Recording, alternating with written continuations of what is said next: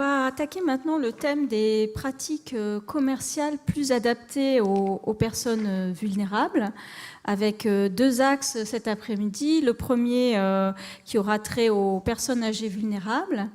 J'ai le plaisir d'avoir à mes côtés Claire Castanet, de l'Autorité des marchés financiers, avec laquelle on travaille au sein du pôle commun sur ce sujet extrêmement important. Et puis, on parlera aussi des dispositifs d'inclusion bancaire. Donc, autre sujet lié aux personnes vulnérables, cette fois-ci sur le plan financier, et sur lequel on s'investit à la CPR, aux côtés de l'Observatoire de l'inclusion bancaire, à la Banque de France, pour progresser dans l'inclusion bancaire des personnes en difficulté financière. Alors tout d'abord, sur la vulnérabilité, une petite introduction un petit peu rapide sur qu'est-ce que c'est finalement que cette notion de vulnérabilité. Et donc, on a essayé d'avoir une définition assez large de cette notion, en se disant que finalement peut être considérée comme vulnérable toute personne qui, de fait de sa situation personnelle conjoncturelle ou durable, ou alors de facteurs plus externes, de pratiques commerciales déloyales, est dans l'incapacité de faire face sereinement à ses problématiques financières, de protéger ses intérêts et de bénéficier d'un choix de produits adaptés qui soit suffisant par rapport à ses besoins. Donc on voit la vulnérabilité de manière assez large avec deux axes. Un axe que je qualifierais d'intrinsèque qui est lié à la situation même de la personne, conjoncturelle ou plus structurelle, et un axe externe qui est lié à certaines pratiques commerciales. Et donc, on peut avoir une fragilité qui est durable, une fragilité conjoncturelle, comme je disais. Et sur les pratiques commerciales, c'est des choses qui ont déjà été mentionnées. On peut assister, on assiste toujours, malgré les efforts qu'on a faits en matière de contrôle, en matière de prévention, à des pratiques qui ne sont pas opportunes et qui méritent d'être sanctionnées, qui peuvent pousser les personnes à souscrire des produits qui ne sont pas dans leur intérêt. Je pense par exemple à tout ce qui est démarchage donc vis-à-vis des personnes et qui ne serait pas fait d'une manière correcte au regard du devoir de conseil, et donc dans des situations où on n'aurait pas un consentement suffisamment éclairé, par exemple, des personnes. Donc, quelques pratiques de vente génératrices de vulnérabilité, donc je le disais tout à l'heure, et c'est des choses qui ont été notées par mes collègues de contrôle.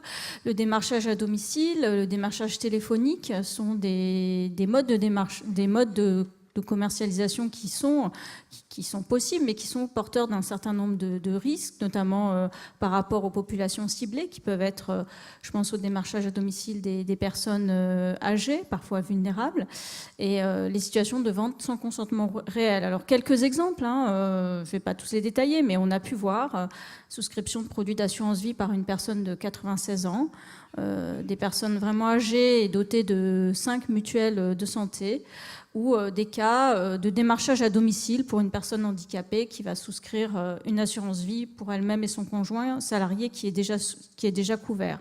Donc il y a encore d'autres cas, je ne vais pas les détailler, mais c'est ce que l'on voit, nous, au travers de nos contrôles ou au travers donc des réclamations que l'on reçoit. Donc quels sont les enjeux pour la CPR ? Pour nous, le contrôle des pratiques commerciales et du respect des règles de protection des clients est d'autant plus déterminant que les clients sont vulnérables. Donc, nos axes de travail, c'est déjà de mieux appréhender la notion de personnes vulnérables, et c'est un sujet qui sera un petit peu discuté lors de la présentation de Jade sur la notion de personnes âgées et qui rentrent dans une phase un petit peu de zone grise de déclin cognitif. Donc, une fois qu'on a appréhendé cette notion, identifier les difficultés et les solutions opérationnelles existantes, puisque ce n'est pas un travail en chambre, les établissements eux-mêmes, les organismes d'assurance, les établissements de crédit réfléchissent à ces problématiques, que ce soit sur la vulnérabilité liée à l'âge ou la vulnérabilité, bien évidemment, liée à la situation économique. À partir de là, travailler à proposer des pistes d'action ou de réflexion pour prévenir la mauvaise commercialisation de produits financiers aux personnes vulnérables, et toujours, bien évidemment, lorsqu'il y a des pratiques qui ne sont pas acceptables au regard des règles et de la protection des personnes, sanctionner les pratiques en infraction. Alors, je vais passer la parole donc à Claire Castanet sur ce sujet des travaux du pôle commun sur les populations vulnérables. Et juste une petite citation quand même qui nous vient de Chateaubriand dans les Mémoires d'Outre-Tombe. Il disait « En ce temps-là, la vieillesse était une dignité, aujourd'hui elle est une charge ». Je pense que cette phrase, qui est un petit peu dure, elle n'est pas forcément vraie aujourd'hui, puisque on assiste à un vieillissement de la population, à un allongement de l'espérance de vie. Hier, les chiffres de l'OCDE sont sortis. L'espérance de vie est de 82 ans et 8 mois en 2016 en France. Et donc, il y a une prise de conscience chez les pouvoirs publics, bien sûr, mais aussi dans les établissements financiers, des problématiques liées aux personnes âgées, notamment lorsqu'elles sont vulnérables, pour qu'on reste dans des situations de dignité. Merci Nathalie, bonjour à tous. Effectivement, l'AMF et la CPR, vous le savez, ont une mission de protection de la clientèle, de protection de l'épargne. Et c'est dans cette mission-là que s'ancre vraiment cette problématique des populations vulnérables. Ces populations vulnérables, nous sommes très engagés dans le cadre du pôle commun, ensemble, et avec, je trouve, des travaux qui sont à la fois productifs et des échanges qui sont fructueux. Cet enjeu de vulnérabilité, nous ne sommes pas les seuls à nous en préoccuper. De par le monde, on voit bien que c'est un sujet pour beaucoup d'organisations internationales et beaucoup de régulateurs. Pour vous donner quelques exemples, si on prend l'OCDE avec sa task force sur la protection du consommateur, il s'intéresse à cet aspect vieillissement de la population.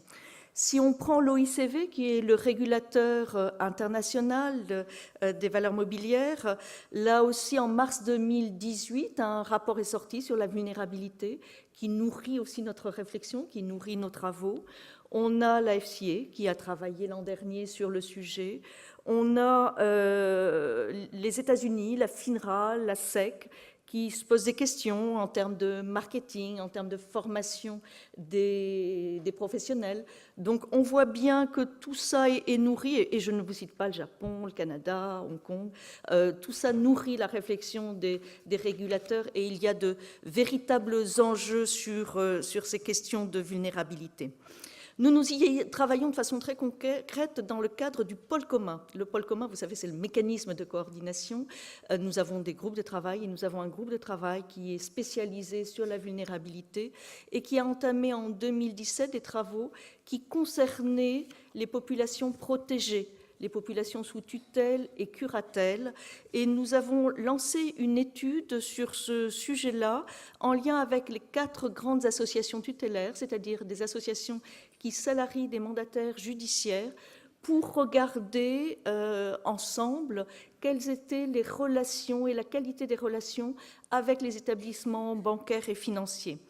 Ces 4 associations nous ont permis en fait de faire un questionnaire auprès de ces mandataires judiciaires qui représentent leurs clients, ce qui correspondait à 150 000 mesures couvertes, la moitié, donc quelque chose de très intéressant et de très significatif. Et puis nous avons travaillé aussi avec les 11 principaux établissements bancaires, une fois qu'on avait les résultats de cette étude, pour échanger, pour instaurer un dialogue, pour réfléchir ensemble. Qu'est-ce que l'on a trouvé lors de cette étude? Globalement, un bon niveau de satisfaction de la relation. C'est toujours rassurant pour vous, pour nous, d'avoir un indicateur général qui soit positif. On ne peut que s'en féliciter. Par contre, quelques points d'attention sur ces populations sous tutelle et curatelle, notamment un point noir et à améliorer quand on se projette qui pose difficulté, c'est l'accès aux services. L'accès aux services, par exemple, ce sont les espèces, mais c'est aussi la connaissance des procédures spécifiques concernant cette population. Ces conseillers ne sont pas toujours suffisamment bien formés pour savoir appliquer les mesures de justice, ne sont pas toujours suffisamment bien formés aussi pour avoir les bons réflexes comportementaux dans l'accueil de cette clientèle. Donc des points à améliorer de ce point de vue-là. Et il faut savoir que suite à cette étude et à la restitution auprès des établissements bancaires, un grand établissement nous a dit, écoutez, moi je revois ma politique sur cette population-là, Je réfléchis à mon organisation et je lance un grand programme de formation. Vous voyez l'utilité dans le dialogue de ce type d'études. Une préoccupation très forte, c'est que nous nous sommes rendus compte, au travers de cette étude, qu'il y a du démarchage. Il y a du démarchage, alors les établissements bancaires et financiers nous ont dit c'est pas nous, mais ceci étant, le démarchage existe, il existe dans le domaine du crédit, il existe dans le domaine de l'assurance, et puis il existe dans le domaine des produits financiers particulièrement complexes ou risqués, dont les placements atypiques. Ça fait un peu froid dans le dos quand on entend cela, et je fais le lien avec ce qui a été dit tout à l'heure sur les aspects de téléphone et de démarchage à domicile. Ensuite, la question de la digitalisation, avec un double aspect, à la fois pour les mandataires judiciaires, un certain intérêt pour la digitalisation, certaines associations tutélaires plus modernistes disant ça va nous apporter aussi des solutions vis-à-vis de certaines populations sous tutelle ou curatelle, et puis en même temps une grande inquiétude par rapport à une digitalisation à outrance et une dématérialisation à outrance face à des personnes qui ont un déficit soit de capacité, soit cognitif, à tel point qu'elles sont placées sous tutelle et curatelle. Donc, cette étude a été présentée au sein du CCSF le 21 décembre 2017, après avoir été présentée à l'ensemble des associations qui étaient participantes et des établissements financiers. Et suite à cela, nous nous sommes projetés en se disant, finalement, parmi ces personnes sous tutelle et curatelle, il y a un nombre de personnes âgées qui ne sont plus en capacité de prendre des décisions qui est important. Et si on va un petit peu plus loin, digitalisation, dématérialisation, finalement, quel impact par rapport à ces personnes âgées et comment va-t-on faire demain, alors qu'aujourd'hui, nous avons 9% de la population qui a plus de 75 ans, et en 2040, on en aura 15%, plus de 15%. Et comme d'autres pays d'ailleurs développés, nous sommes complètement soumis à ces tendances sociodémographiques qui peuvent être plus problématiques. D'autant plus que l'on sait bien que les seniors, comparativement, ont une épargne qui est substantielle. Ce sont des personnes qui ont accumulé au long de leur vie et donc il y a des enjeux financiers et commerciaux et financiers pour elles aussi qui sont importants, puisqu'elles peuvent se projeter également vis-à-vis de situations de diminution de leur autonomie. Nous avons également mené des contrôles, notamment à l'AMF, sur la commercialisation de produits financiers, des produits financiers auprès de personnes âgées, voire très âgées, et nous avons constaté des choses vraiment à améliorer, ou en tout cas qui posent question, lorsque vous avez des ventes de SCPI défiscalisantes à des personnes très âgées. Quel est l'intérêt? Comment? Pourquoi? Qu'est-ce qui a présidé à ce conseil?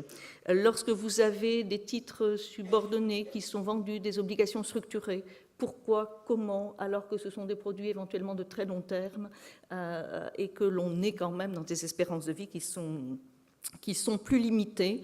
Et une fois que l'on a dit ça et que l'on voit que la formalisation du devoir de conseil n'est pas optimale, que l'on voit que l'on n'est pas certain que le consentement éclairé a été recueilli, ça pose vraiment question aux régulateurs que nous sommes. Dans le cadre de nos différentes activités également coordonnées, de contact avec le grand public, nos centres d'appel, ABEIS, nous voyons bien également que parmi les réclamations, il y a bien souvent une proportion importante de personnes d'un certain âge, que ce soit sur des produits courants ou que ce soit sur la partie escroquerie, qui est un autre sujet, mais que l'on doit adresser également si on veut être en protection vis-à-vis de ces populations. Et enfin, vous voyez bien, les régulateurs se posaient un certain nombre de questions, mais nous ne sommes pas les seuls. Lorsque, côté AMF, on aime bien les visites mystères, donc on en fait régulièrement, on fait des restitutions aux établissements bancaires, et à cette occasion, on a évoqué le sujet des populations vieillissantes. Les établissements bancaires nous ont fait part aussi de la sensibilité de la question, d'un certain mal-être éventuellement face à des situations qui ne sont pas simples, qu'ils ont tendance à dire toujours individuelles et parfois peut-être en laissant reposer sur le conseiller une responsabilité qui, peut-être, je pose la question, est un peu trop large pour lui. Donc, vous voyez bien, il y a un enjeu de confiance. Si on ne protège pas les plus vulnérables, bien évidemment, ça pose la question de la confiance vis-à-vis du monde financier. Il y a un enjeu de bonne commercialisation. Vous êtes tous là pour agir dans le meilleur intérêt du client, de protection du client et de son avenir financier également. Donc tout cela, ce sont des questions qui nous paraissent essentielles, et notamment le lien entre le vieillissement, la décision financière et le consentement éclairé. C'est pour ça que le groupe de travail s'est lancé dans un travail conséquent que Jade va vous présenter, et en faisant le choix, alors qui va peut-être vous étonner, mais d'un prisme très large, on a fait le choix de l'interdisciplinaire, parce que pour être si compliqué que cela, il est difficile de le faire sans faire appel à des données sociodémographiques, il est difficile de le faire sans avoir un peu d'éclairage neurocognitif, il est difficile aussi de le faire sans regarder ce que vous faites, vous, établissement, en termes de marketing, et puis s'appuyer sur de la recherche académique en économie du vieillissement. Ce sont des choses et des pistes qui nous paraissent intéressantes. Tout cela pour nourrir un dialogue qui soit ouvert, qui soit productif, des partages d'expériences avec les établissements bancaires, c'est ce que l'on souhaitera faire, et on espère que vous serez au rendez-vous lorsqu'on vous le proposera en temps et en heure. Je laisse Jade présenter plus en détail l'ensemble de ces travaux.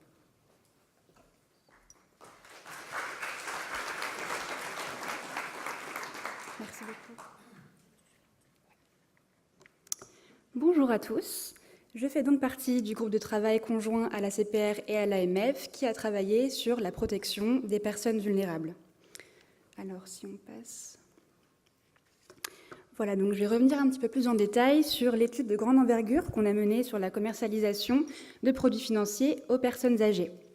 La CPR et l'AMF ont pour objectif, dans le cadre de ces travaux, de prévenir les mauvaises pratiques de commercialisation vis-à-vis de ces personnes. L'étude, elle a donné lieu à la préparation d'un rapport de synthèse qui, en fait, a vocation à constituer une première base de réflexion et à faire un état des lieux des difficultés et des risques particuliers qui touchent les personnes âgées, des mécanismes de protection existants et des pratiques observées sur le marché pour ce qui concerne la gestion de cette clientèle particulière. Il est prévu que l'on soumette ce rapport à consultation publique afin, d'une part, d'en savoir plus sur les initiatives de place sur le sujet et, d'autre part, pour inviter les différentes parties prenantes à un échange sur les solutions possibles pour mieux protéger la clientèle âgée. Alors, pour cette présentation, je vais revenir rapidement sur les 3 axes de nos travaux. Premièrement, le travail de recensement des données qu'on a mené. Deuxièmement, les rendez-vous avec les professionnels. Et troisièmement, les travaux de recherche académique. Alors, on a d'abord réalisé un travail de recensement et d'analyse des données sociodémographiques, psychologiques et juridiques existantes. Et ce travail, il a posé les bases théoriques de l'étude. Dans ce cadre, la première chose qu'on a notée, c'est qu'il n'y a pas de définition communément admise de la personne âgée.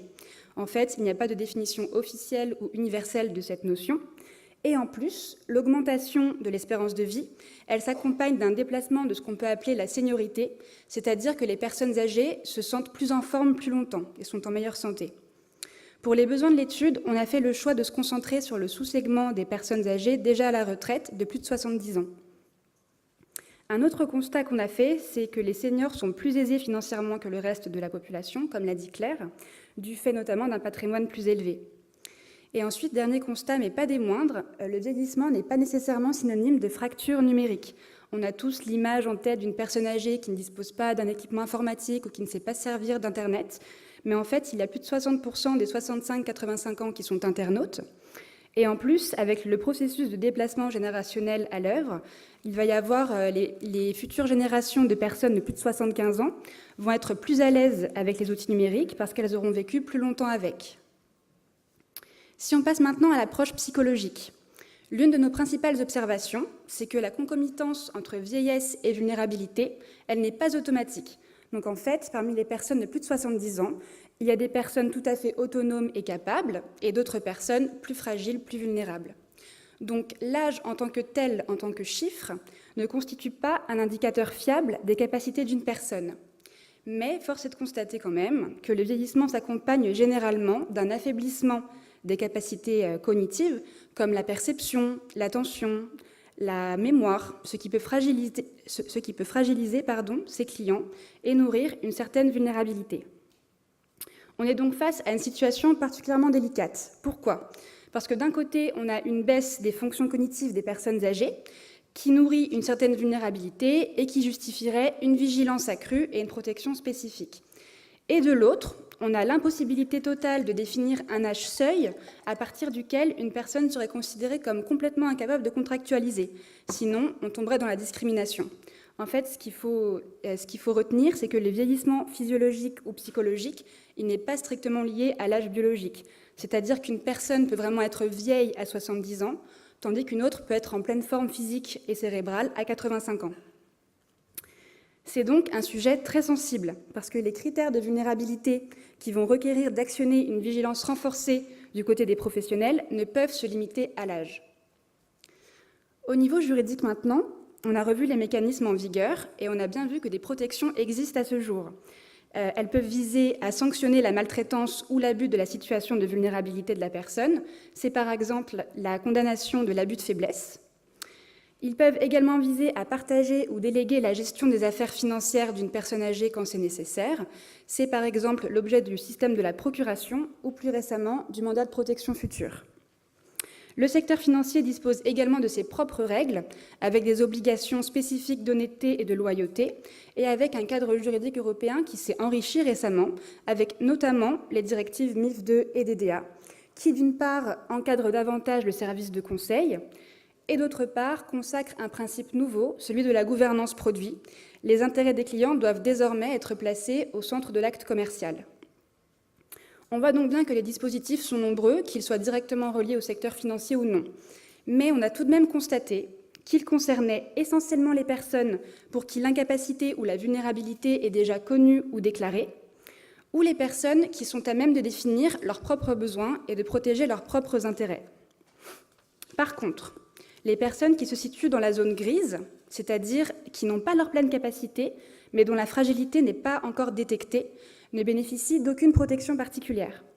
Cette zone grise, c'est le cœur du sujet pour nous superviseurs, parce que c'est à ce moment-là que les risques de mauvaise commercialisation augmentent et que le conseiller de clientèle doit renforcer sa vigilance afin de s'assurer par tout moyen possible que le consentement éclairé est donné lors de la vente du produit financier. Donc ici, puisque le prisme qu'on a adopté concerne spécifiquement la relation interpersonnelle entre le conseiller et le client âgé, l'ambition qu'on aurait à moyen terme, ce serait de donner aux professionnels les clés et les bons réflexes pour mieux appréhender cette clientèle spécifique. Alors ce premier axe théorique des travaux, il a rapidement été complété par une phase plus pratique d'approche des professionnels, afin d'en savoir plus sur leur politique générale relative aux seniors. On a donc approché quelques acteurs diversifiés en termes de gamme pour des entretiens bilatéraux qui ont eu lieu entre janvier et avril 2018.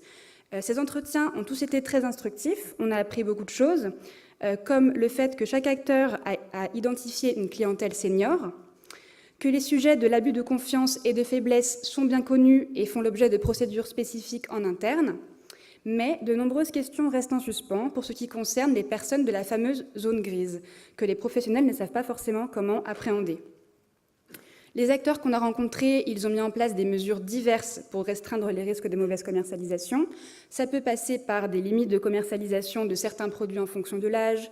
Ça peut également passer par des procédures spécifiques, comme la fixation d'un entretien automatique quand la personne atteint l'âge de 79 ans, afin de faire le point sur les produits en cours et sur les besoins futurs.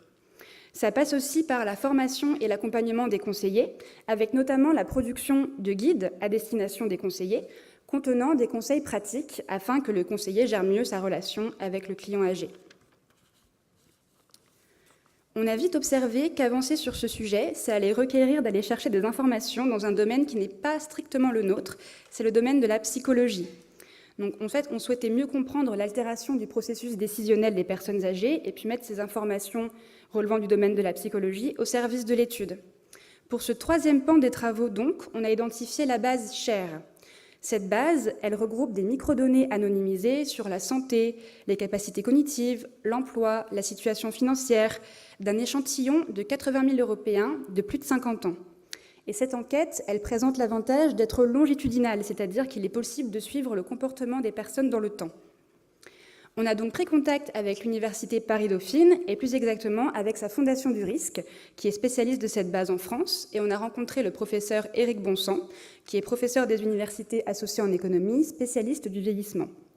On a conclu une convention de recherche tripartite, ACPR, AMF, Fondation du risque, afin de mener ensemble un projet de recherche sur le comportement financier des personnes âgées et sur l'impact du vieillissement sur la prise de décision financière. Un des objectifs, c'était de croiser les données disponibles sur la base SHARE afin de dégager des marqueurs de vulnérabilité spécifiques aux personnes âgées, mais autres que l'âge. Une des conclusions intermédiaires de ces travaux, c'est le lien positif entre le vieillissement cognitif et la diminution de la capacité de prise de décision financière. Parce qu'en fait, ce qu'on appelle la littératie financière, c'est-à-dire la capacité de gérer de façon indépendante l'argent et les avoirs financiers en fonction de l'intérêt personnel, cette littératie financière, elle repose à la fois sur l'intelligence cristallisée et l'intelligence fluide. L'intelligence cristallisée, c'est l'ensemble des compétences et des connaissances qui sont acquises grâce à des apprentissages tout au long de la vie. Par exemple, dans notre secteur, c'est la connaissance des produits financiers et de leur fonctionnement. Et cette intelligence cristallisée, elle se maintient plutôt bien dans le temps. Par contre, l'intelligence fluide, qui repose beaucoup plus sur des processus cognitifs et qui regroupe notamment la flexibilité mentale, la capacité à résoudre des problèmes et la mémoire, elle diminue fortement avec le vieillissement.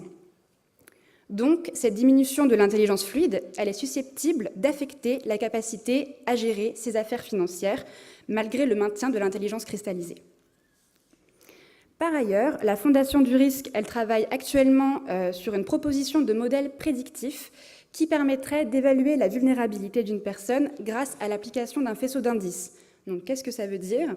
En fait, l'idée, ce serait de mettre à disposition des professionnels un outil complémentaire qui permettrait d'objectiver la détection de la vulnérabilité pour que l'appréciation de la vulnérabilité par le conseiller repose sur des critères objectifs.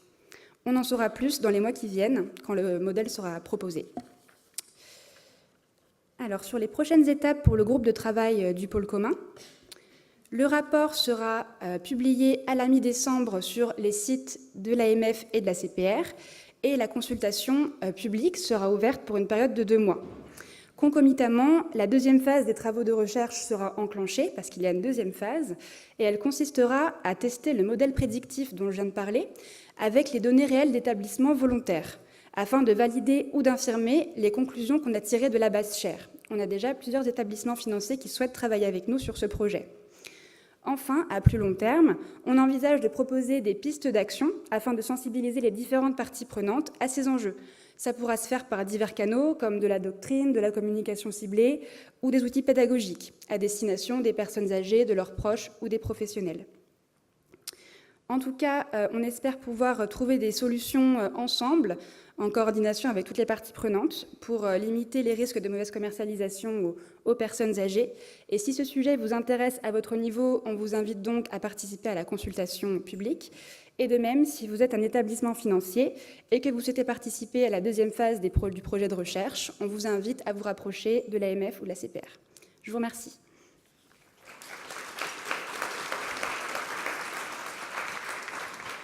Alors, merci beaucoup Jade et encore merci Claire pour cette présentation des travaux sur ce rapport qui devrait être publié après l'approbation des collèges de la CPR et de l'AMF auxquels ils vont être soumis très prochainement. Et donc, on peut peut-être passer à quelques questions, si ce sujet vraiment passionnant, sur lequel des travaux vraiment approfondis sont menés aujourd'hui par les 2 autorités, si ce sujet suscite d'ores et déjà des questions de votre part.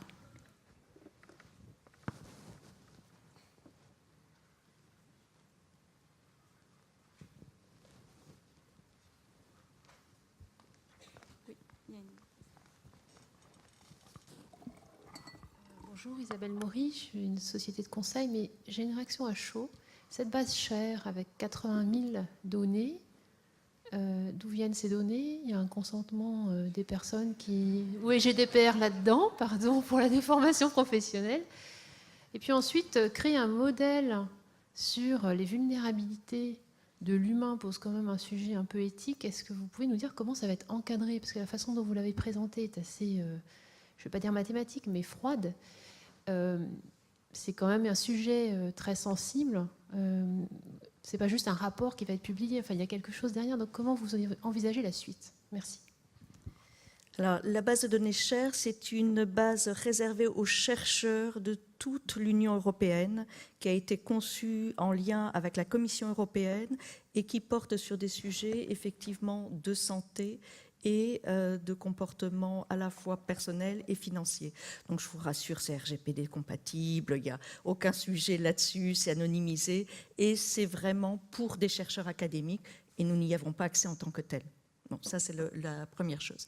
La deuxième chose, effectivement, je comprends que vous ayez pu percevoir cela de façon un peu mathématique. La réalité n'est pas tout à fait celle-ci. Bien évidemment, il y a tout ce pan de recherche académique où un chercheur, il cherche. Et donc, il essaye de trouver des faisceaux d'indices, il essaye de trouver des éléments qui pourront aider à la réflexion. À aucun moment, l'idée, c'est de se dire on a un outil magique et de façon avec une baguette magique, vous, établissement, vous allez trouver la solution qui va bien. C'est pas ça l'objet. L'objet, c'est d'essayer de dire, plutôt quand on voit certains établissements, par exemple, qui vont jusqu'à demander un certificat médical, qui vont jusqu'à dire à partir de tel âge, on ne vous vend plus rien.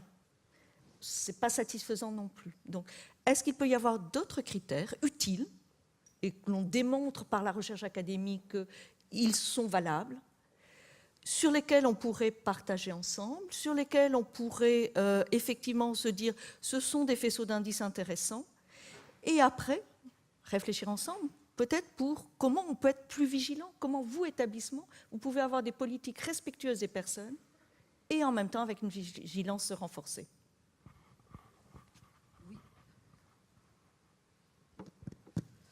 Oui, ça marche. Excusez-moi.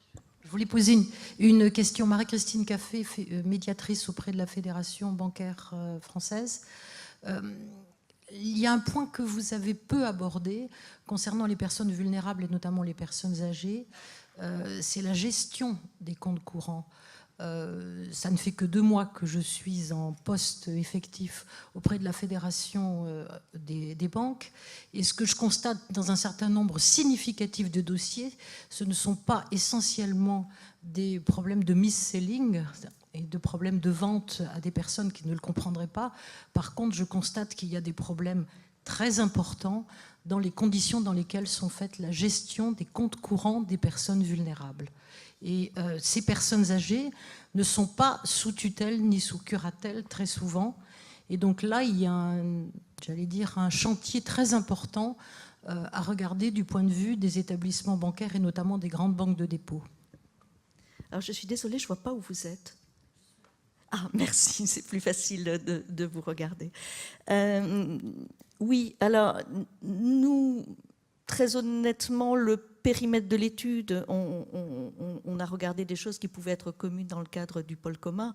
Ça ne veut pas dire que ce que l'on va en tirer ne servira pas plus largement. Et bien évidemment, sur les aspects de compte courant qui sont plutôt côté ACPR, il y a une vigilance, Nathalie. Alors oui, c'est un sujet qui est très regardé. On l'a vu déjà au travers du questionnaire sur les pratiques commerciales. C'est un sujet qui ressort dans les réclamations qui remontent aux établissements eux-mêmes. Et c'est aussi un sujet qu'on voit, mais certes dans une moindre ampleur, au niveau de notre service qui reçoit lui aussi des réclamations. Alors je peux peut-être passer la parole à Caroline Debus-Colbert qui s'occupe de ces sujets de réclamation pour vous dire un petit peu 2 mots. Et notre éclairage en tout état de cause, c'est des sujets sur lesquels on est particulièrement ouvert à discuter avec la FBF. Oui, bonjour. Je sais que c'est un sujet, et notamment, puisque nous en avons déjà parlé il y a quelques mois, et notamment la question de l'abus de faiblesse, du fonctionnement de compte, et comment le banquier, notamment pour ce qui vous concerne, doit-il gérer ces situations. Alors, bien évidemment, et j'ai déjà eu l'occasion de le dire, ce n'est pas des situations simples sur lesquelles on peut faire, je dirais, une réponse blanche ou noire. Cette question, elle est à la fois, il y a 2 principes qui vont s'opposer. C'est la question, bien évidemment, du devoir de vigilance du banquier, et puis la question de la non-immixtion dans les affaires de la clientèle. cette question, elle ne peut s'apprécier qu'au cas par cas. Voilà, ça c'est vraiment quelque chose qu'il faut avoir en tête. Elle ne peut s'apprécier, elle ne peut être efficace, la détection, que si les conseillers au plus proche des clients sont sensibilisés à des indicateurs. Et à notre sens, les traitements qui doivent être faits par les établissements de ces situations, au regard notamment de leurs responsabilités en la matière et des mesures qu'ils doivent, le cas échéant, prendre, elles doivent se faire aussi dans la collégialité. C'est-à-dire que si le conseiller est à même d'identifier une situation, de la remonter à une instance collégiale et qu'une analyse au cas par cas, eu égard à la connaissance qu'a l'établissement des éléments dont il dispose sur le client, ses opérations courantes, le caractère, le cas échéant, anormal de l'opération, les éléments qu'il aura pu recueillir de son client à l'occasion d'une opération, voire d'un entretien, ou voire même le refus ou l'impossibilité de prendre contact avec ce client parce qu'on a des gens qui font écran. Tout ça sont des éléments qui doivent être pris en compte dans la détermination des suites que l'établissement doit donner, mais ça ne peut en aucun cas faire l'objet d'une réponse blanche ou noire, ça ne peut être du cas par cas, donc de la formation, d'un dispositif, et les établissements que le groupe de travail a rencontrés ont indiqué qu'ils avaient des dispositifs. Ces dispositifs sont très certainement, doivent être revus régulièrement, identifiés. Peut-être, il y a aussi la question de la procuration. Est-ce qu'on fait sur des procurations ad vitam aeternam? Est-ce qu'on se pose la question de rencontres régulières pour justement prolonger une procuration sur un compte? Tout ça, c'est des choses qu'il faut vous poser, enfin, des questions que les établissements doivent se poser.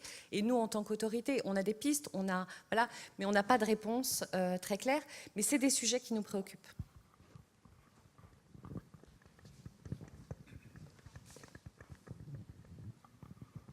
Je souhaiterais apporter là un témoignage, c'est une expérience personnelle, hein, pas professionnelle, qui va dans le prolongement de ce qui vient de se dire, donc d'un grand établissement de la place, donc qui a comme cliente une personne de plus de 90 ans, laquelle a été signalée depuis près de 5 ans comme faisant l'objet d'abus de faiblesse d'un familier. Nonobstant ces informations, donc, la banque a relevé plusieurs fois à son initiative le plafond de carte, qui était déjà très confortable. De 4 000 €, il est passé à 8 000 €, puisqu'il y avait la provision sur des comptes à vue et comptes d'épargne. Donc, outre le fait que la carte de cette personne est utilisée par l'un de ses familiers, on va dire. Il y a eu un incident sur le compte qui provient du fait que la personne en question, donc, est sortie de chez elle, a oublié les clés à l'intérieur, s'est retrouvée donc seule dans la rue, a demandé l'aide d'une personne pour appeler un serrurier. Le serrurier est venu, donc en 2 minutes a ouvert la porte, a débité 1 500 €, a vu que ça fonctionnait. Deuxième débit de 1 500 €, plus un troisième, donc ça fait près de 5 000 € quand même l'ouverture de la porte. Et la banque a sollicité par l'un des enfants, a refusé de voir sa responsabilité engagée ou de restituer une partie des sommes, notamment celles liées au relèvement du plafond, alors qu'il avait été convenu, certes de façon informelle, mais que ce plafond serait limité à 4 000 €, qui était largement suffisant pour faire face à ces dépenses du quotidien. Donc je voulais savoir, qu'est-ce que vous pensez de cette pratique qui en plus était non pas contractualisé, mais matérialisé par une lettre de la banque qui disant afin de répondre à vos besoins, nous avons pris l'initiative en caractère gras de relever le plafond de votre carte, et ceci donc 3 fois successivement pour aboutir à un plafond qui va au-delà de la retraite de cette personne.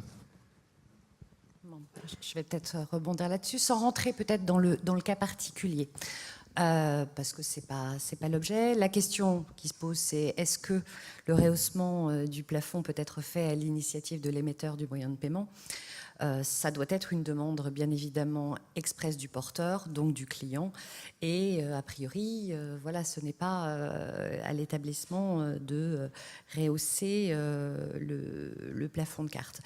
Votre témoignage, je vais le prendre comme ça, prouve la nécessité, bien évidemment, de former, d'identifier, de procédurer et d'avoir voilà, des échanges collégiaux pour éviter que de telles pratiques, alors je les connais pas, voilà, enfin je les prends avec recul, voilà, puissent effectivement se réaliser de manière plus récurrente. Donc voilà, formation, procédure et décision collégiale, je pense que c'est des éléments importants. Merci Caroline. Donc on va peut-être, sauf s'il y avait une autre question. Je regarde rapidement, je ne vois pas trop de questions. On va passer à la dernière partie de notre présentation, qui va avoir trait aux vulnérabilités, cette fois-ci plutôt d'ordre financier, avec le sujet qui nous importe énormément à la CPR et à la Banque de France, de l'inclusion bancaire, sur lequel on a eu un dialogue approfondi avec les établissements de la place. Et ce dialogue sera bien évidemment suivi d'actions de contrôle dans les mois qui viennent. Je prends aussi le petit outil qui va avec.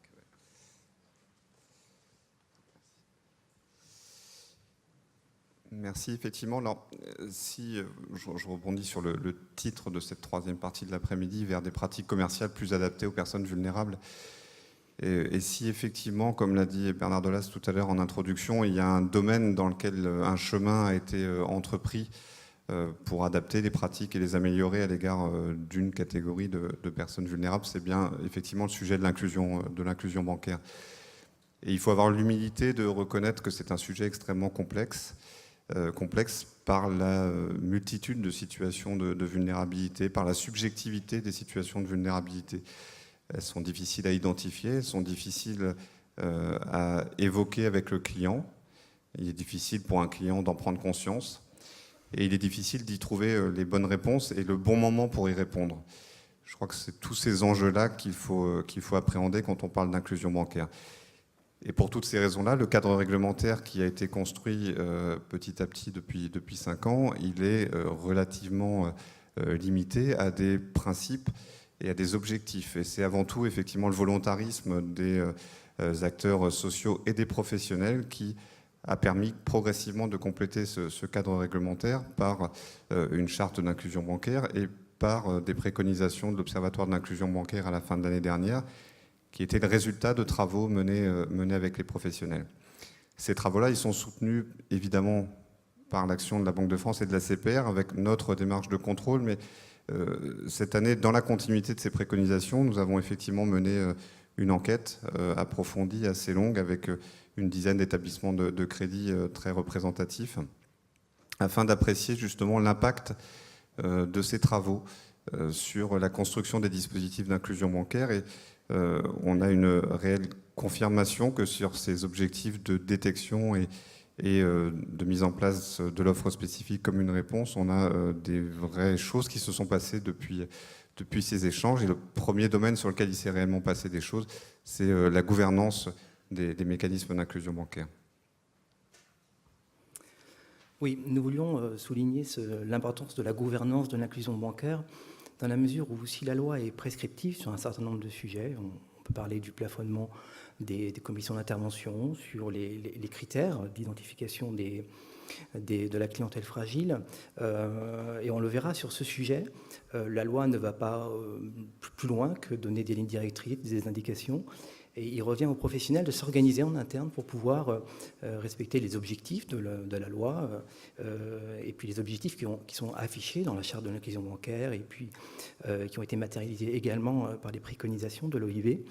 Et d'où l'importance de la gouvernance donc, qui a été soulignée également parmi les préconisations de l'OIB, de l'Observatoire de l'inclusion bancaire. Le schéma qui est présenté ici décline les différents aspects des schémas de gouvernance qui sont préconisés par l'OIB avec un niveau stratégique et un niveau opérationnel. Le niveau stratégique étant destiné à définir les lignes directrices et les plans d'action qui doivent être déclinés au niveau opérationnel. Le niveau stratégique doit associer la direction effective, une entité en lien avec la direction effective, qui permettra, pour le niveau opérationnel, d'associer l'ensemble des acteurs, donc le réseau de commercialisation, les directions des ressources humaines pour les aspects formation, également les services informatiques pour les aspects détection et outils informatisés de détection, également les directions conformité. Donc au niveau opérationnel, c'est un ensemble d'acteurs qui doivent se mobiliser pour décliner et définir les stratégies concrètes afin d'implémenter les lignes directrices définies au niveau stratégique. L'étude qu'on a menée et qu'a rappelé Benoît a montré également qu'il ne faut pas oublier que cette organisation doit être adaptée à l'organisation du groupe lui-même, qui peut être régionalisée, qui peut avoir des entités régionales avec une direction effective propre. Il ne faut pas oublier que cette dualité de direction doit se retrouver également au niveau régional et puis qu'il y ait des relais qui puissent permettre au niveau groupe, au niveau national, de tirer des enseignements, en fait, des procédures qui ont été mises en œuvre afin de les améliorer. On voulait souligner également que lors de l'enquête, on a pu avoir aussi certains établissements qui ont une approche conformité limitée à une vision administrative des choses avec cocher à la case, par exemple, est-ce que la procédure existe? Bien sûr, je schématise. L'idée, c'est l'inclusion bancaire, c'est définir des procédures, c'est s'organiser, c'est développer des processus, mais de bons processus, de bonnes procédures. Une bonne procédure, c'est celle qui est efficace, c'est celle qui est appliquée, qu'on contrôle, parce qu'il y a des procédures qu'on ne contrôle pas, ça arrive, et on intervient dans ce domaine-là. Et c'est des procédures qui, au vu des contrôles, sont révisées pour être efficaces. Et on le verra, Benoît en parlera tout à l'heure. Les questions d'identification de la clientèle fragile est l'objet justement d'une réflexion sur l'amélioration des critères d'identification. Donc au-delà d'une approche purement conformité ou une vision administrative des choses, c'est là que le niveau stratégique a son importance, c'est définir des politiques et les réviser en lien avec le terrain, le niveau opérationnel. Et c'est cela qu'on souhaitait souligner pour ce début de présentation. Maintenant, je vais repasser la parole à Benoît et on va essayer de passer en revue les différents piliers du schéma d'inclusion bancaire, en commençant par le dispositif de détection. Oui, la détection, c'est le cœur du dispositif. Évidemment, on ne pourra traiter l'inclusion des personnes en situation de fragilité que si on les a identifiées correctement. À la fois, c'est le cœur du dispositif et l'enseignement de notre enquête, c'est que c'est aussi le sujet sur lequel on a vu le plus de pratiques disparates, une très grande hétérogénéité des pratiques et une hétérogénéité des éléments de langage également. Alors c'est vrai qu'on l'a vu, un cadre réglementaire et de sources très différentes, et on souhaitait quand même rappeler et se mettre d'accord finalement sur les 3 piliers de la détection tels qu'ils existent si on prend l'ensemble de ces sources réglementaires. 3 piliers qu'on a classés par ordre chronologique dans cette diapositive. Il y a d'abord une détection précoce qui est attendue de vous, établissement, et elle est précisément, pour être précoce, attendue de manière automatisée sur des critères qui soient objectifs mais qui puissent être paramétrés. Quelque part, c'est de se faire aider par la machine pour identifier les situations avant qu'elles soient visibles à l'œil nu, et notamment par le conseiller, j'y viendrai. Cette détection précoce, elle n'existe pas encore chez tous les établissements. C'est le résultat aussi de nos constats et de nos échanges. Et lorsqu'elle existe, elle est encore très récente et il a été donc très difficile d'en évaluer complètement l'efficacité. Et je dirais que cette difficulté d'évaluation de l'efficacité, malheureusement, c'est quelque chose de durable, parce que quand on vous demande d'améliorer, de continuer à travailler une détection la plus précoce possible, on a aussi parfaitement conscience qu'on ne vous facilite pas la tâche dans l'évaluation de vos résultats et dans l'existence d'indicateurs de qualité de vos dispositifs. Plus un client est détecté tôt en situation de possible fragilité financière, plus les réponses que vous pourrez apporter à cette situation sont sans doute variées et sont sans doute peut-être plus simples et sont des solutions d'accompagnement qu'on évoquera tout à l'heure. Donc on vous invite à développer ces mécanismes de détection précoce, mais aussi à être imaginatif dans la manière d'évaluer leurs résultats. C'est quelque chose sur lequel on reviendra régulièrement dans cette présentation. Au-delà de cette détection précoce, la détection qu'on a appelée spontanée, c'est celle qui a un caractère humain. Et là aussi, on a eu la surprise peut-être de découvrir qu'elle n'est pas exploitée chez tous les établissements. Certains ont finalement décidé d'aller au bout de l'automatisation, au bout de la logique et de déresponsabiliser totalement les conseillers clientèle de la détection de la fragilité. Donc, ça reste un pilier important, il est rappelé par la charte, il est rappelé par l'Observatoire de l'inclusion bancaire. Évidemment que la connaissance que le conseiller peut avoir de son client est un élément indispensable à prendre en compte. Évidemment que le suivi quotidien du compte doit être un atout et un élément à prendre en compte dans l'identification de la fragilité. Lorsqu'elle existe, cette détection spontanée, comme on l'a appelée, elle est malheureusement très peu suivie aussi en termes de résultats au sein des établissements. Donc là encore, il y a ces 3 piliers et on vous invite à essayer d'évaluer distinctement les résultats de chacun d'entre eux. Et puis le 3e pilier, c'est ce qu'on a appelé la détection avérée, un terme qu'on a choisi de manière arbitraire, mais c'est celle qui est fondée sur les critères les plus durs du cadre réglementaire, c'est-à-dire sur les critères du Code monétaire et financier, dont 2 sont strictement objectifs et inscrits clairement dans le Code, l'inscription au FCC ou l'acceptation d'un dossier de surendettement. Et puis aussi sur les critères modulables, c'est-à-dire ceux qui sont effectivement fixés par le Code, mais dont on va pouvoir choisir le degré d'application et les conditions d'application, la notion d'irrégularité de fonctionnement et évidemment la prise en compte des ressources portées sur le compte. Alors je suis aujourd'hui l'homme de chiffres cet après-midi, j'aurais presque pu vous présenter cette diapositive dans ma première intervention tout à l'heure parce que elle est quand même très utile à l'appréciation des résultats de cette détection. On l'a dit dès l'introduction, il y a une vraie amélioration de la détection de la fragilité financière depuis, on va dire, depuis 2 ans. 3,6 millions de clients détectés en situation de fragilité financière. C'est un chiffre de l'Observatoire de l'inclusion bancaire à la fin de l'année 2017. Sachez que, alors, pour vous donner une idée, notre enquête a porté sur des établissements qui, au global, eux, représentaient 1,6 million de clients en situation de fragilité financière. Donc on a travaillé quand même sur un échantillon tout à fait représentatif. Je le dis parce que le reste des éléments qui sont présentés dans ces graphiques sont ceux issus de notre enquête, c'est-à-dire que sur les 1,6 million de clients détectés, eh bien les 2/3 l'ont été sur des critères qui étaient définis par les établissements eux-mêmes, c'est-à-dire les critères de détection précoce et les critères que j'ai qualifiés de modulables tout à l'heure, fixés par le Code monétaire et financier. Donc c'est un résultat extrêmement encourageant. Qu'on ne peut que encourager à poursuivre. Et je le redis, mais effectivement, notre message sur ce point, c'est aussi de chercher à fiabiliser ces chiffres. Ce sont des chiffres qu'on a parfois eu du mal à tracer complètement avec nos interlocuteurs. Patrick l'a dit dans son propos sur la gouvernance. Faites en sorte d'être en capacité d'évaluer vos dispositifs, si possible distinctement, pour apprécier leur impact et poursuivre les actions les plus favorables. Alors finalement, pourquoi ces résultats plutôt positifs sur la détection ? Eh bien parce qu'il y a un certain nombre de bonnes pratiques qui ont été développées. C'est l'objet de notre intervention cet après-midi, d'essayer de les mettre en exergue et de vous inviter à vous en inspirer. D'abord parce que la détection spontanée est de mieux en mieux effectivement centralisée et automatisée. On a aussi un élément d'amélioration qui avait été souligné par l'Observatoire de l'inclusion bancaire, qui est celui de la fréquence des requêtes, c'est-à-dire qu'on va interroger la base client et de manière beaucoup plus régulière. Nous avons des pratiques assez diverses sur le sujet. On est allé d'une détection journalière chez certains à une détection qui se fait plutôt tous les 6 mois chez d'autres. Nous pensons qu'une détection mensuelle est une pratique à la fois raisonnable et adaptée. L'ajout de critères supplémentaires à ceux qui sont prévus dans la réglementation est évidemment de nature à améliorer la détection. On a pu voir par exemple la prise en compte d'une inscription au FICP qui n'est pas directement dans le texte mais qui est un critère que certains ont pris en compte.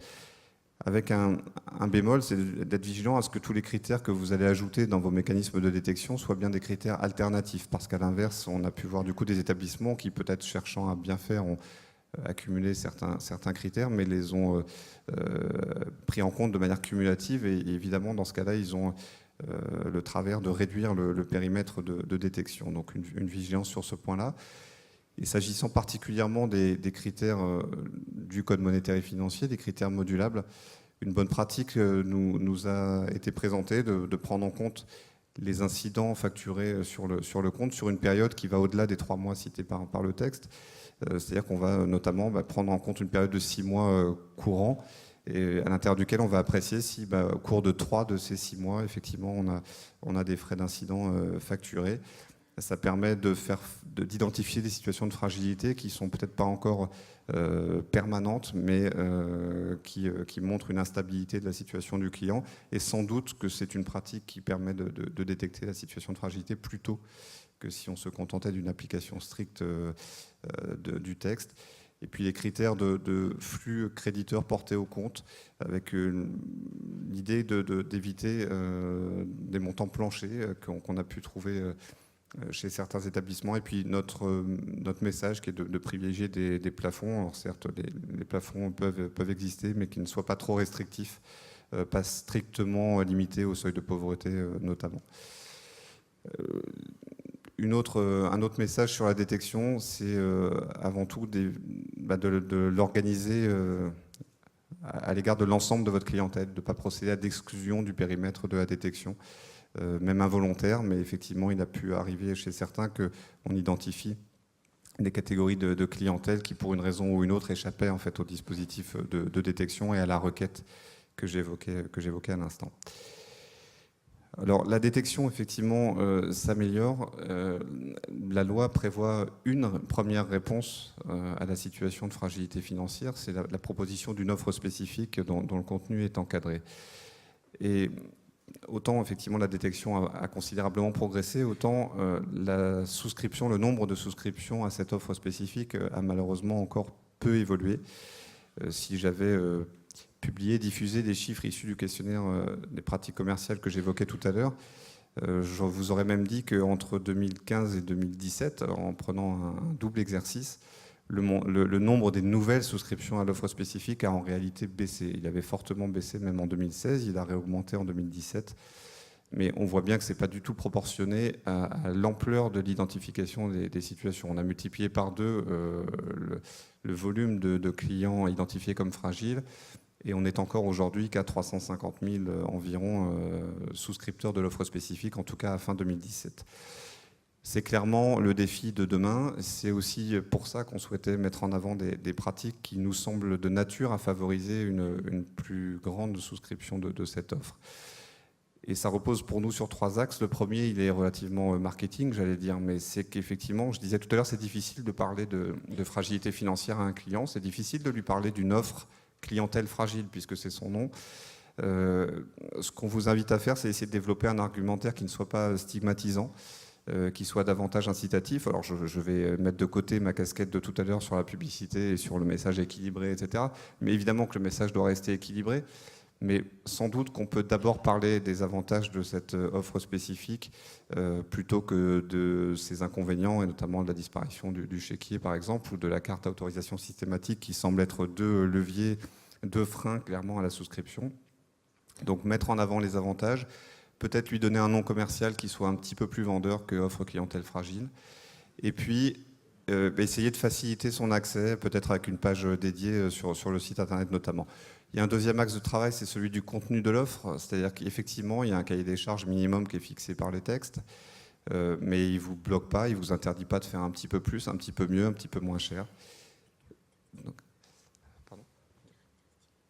Oui. Donc, effectivement, Nathalie m'a invité à rappeler les caractéristiques minimales de l'offre, avec évidemment l'ouverture du compte, une carte de paiement, des chèques de banque, etc. On peut aller au-delà. Les chèques de banque, c'est un bon exemple, parce qu'on a vu un certain nombre d'établissements qui ne limitent pas 2 chèques par mois, ou du moins qui ont une vision un petit peu ouverte sur l'année en fonction des pics de consommation possibles, pour faciliter finalement la vie aussi du client concerné.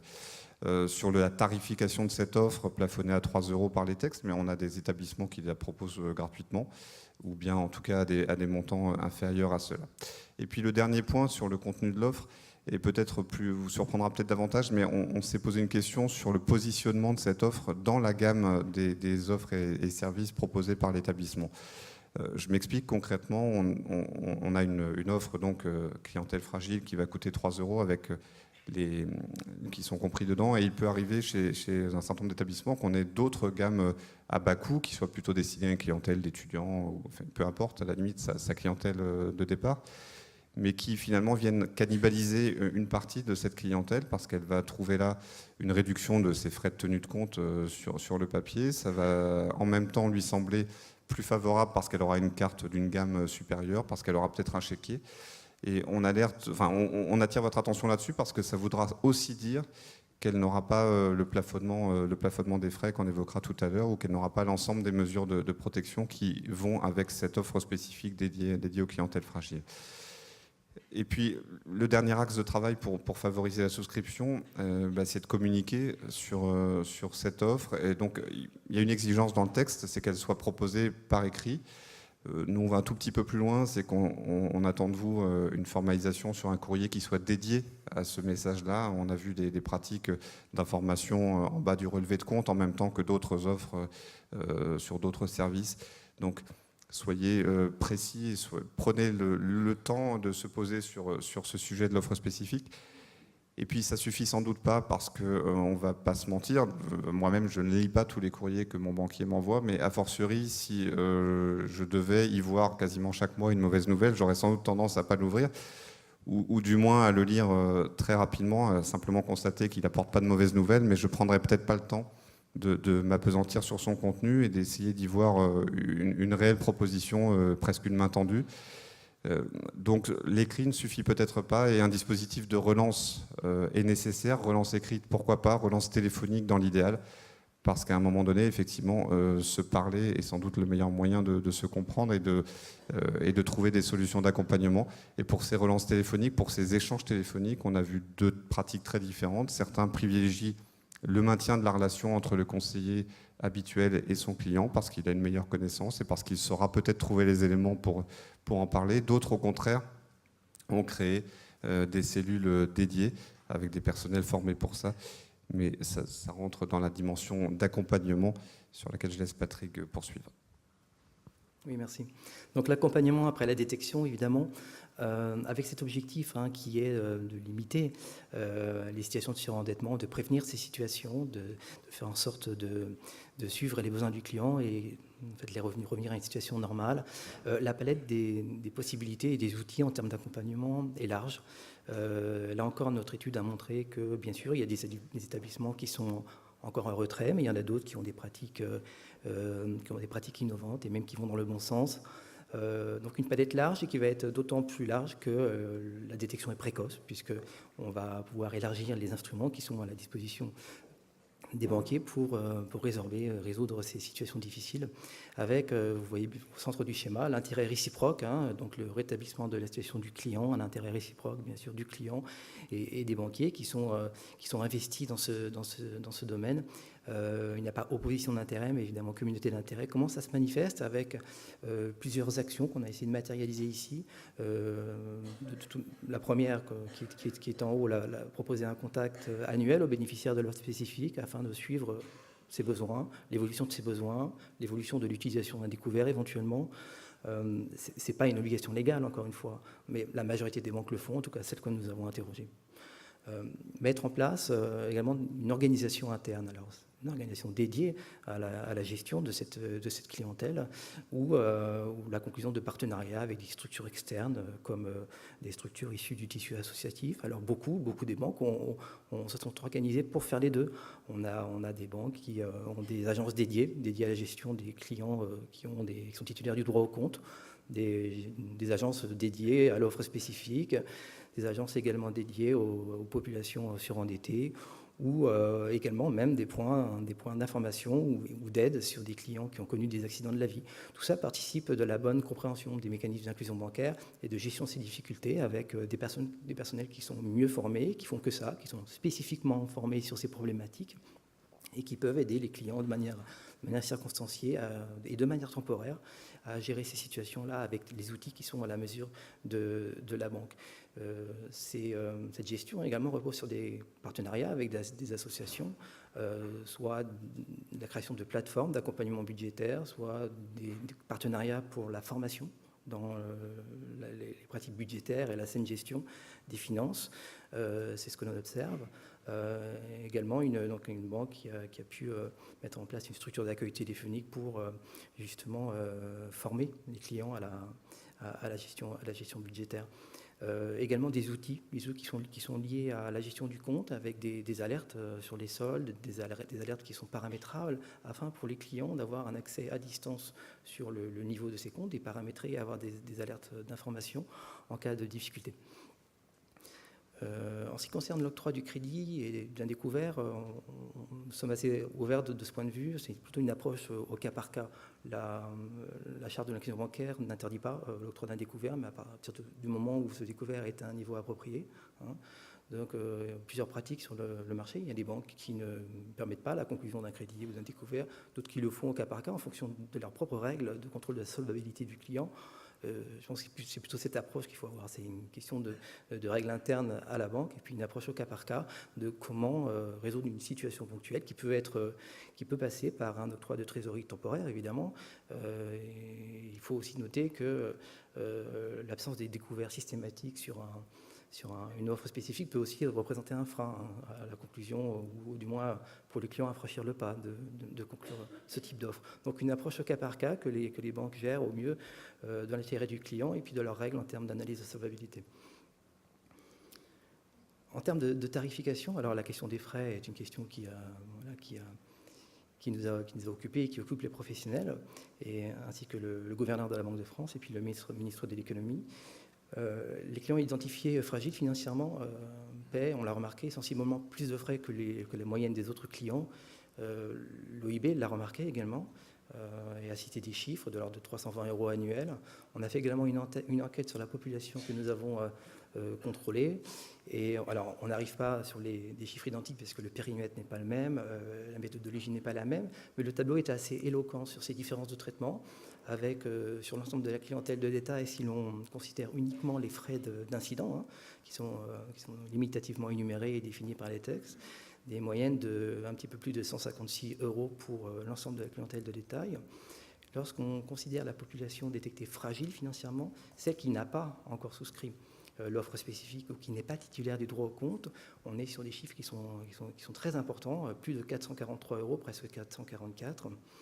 Et lorsqu'on fait un focus sur les clients qui sont bénéficiaires des services bancaires de base ou de l'offre spécifique, on a une réduction sensible avec environ 217 € de frais d'incident. C'est encore beaucoup quand on regarde à la moyenne nationale sur la clientèle de détail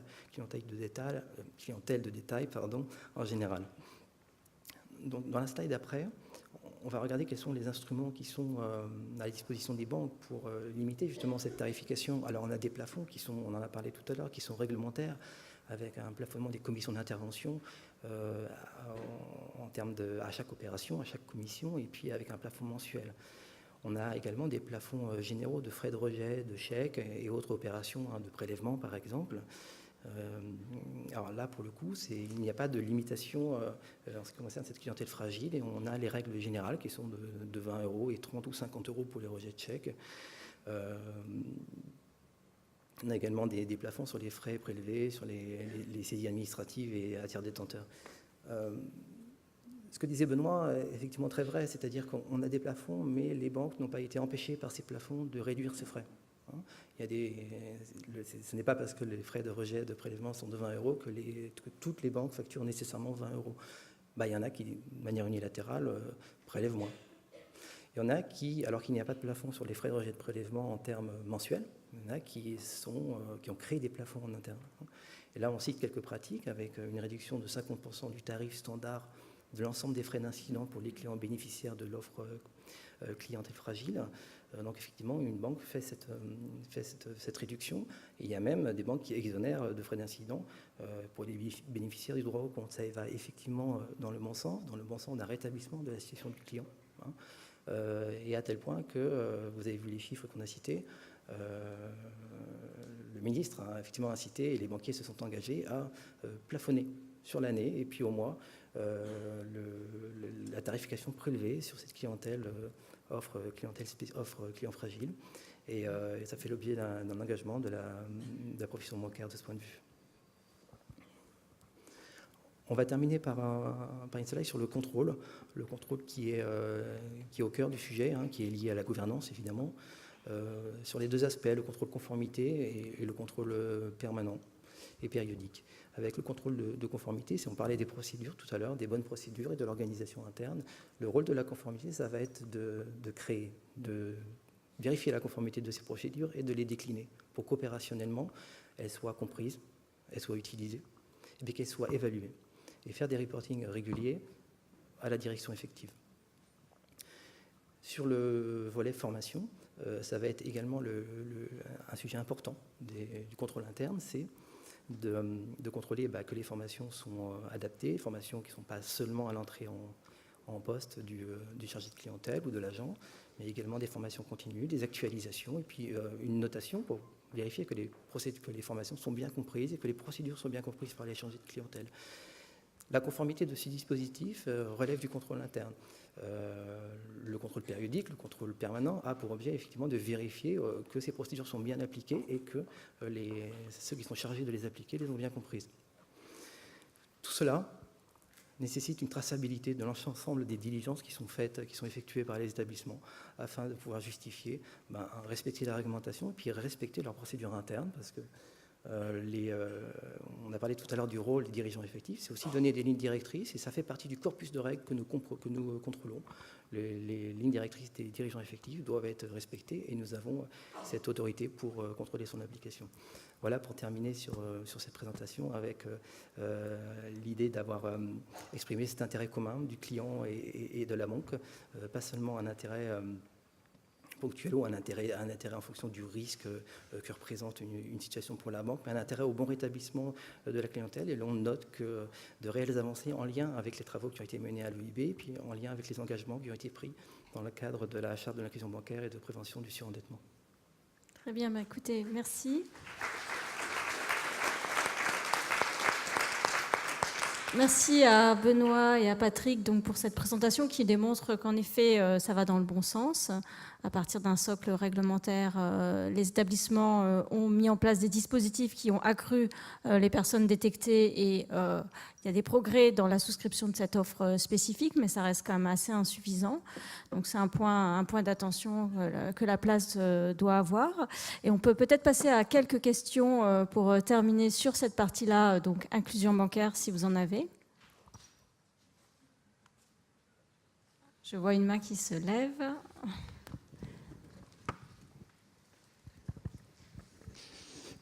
Il y a un point qu'on n'a pas du tout abordé, certainement parce qu'on est tous convaincus que protéger les clients vulnérables, c'est un devoir moral, qu'on partage certainement tous, c'est l'aspect profitabilité.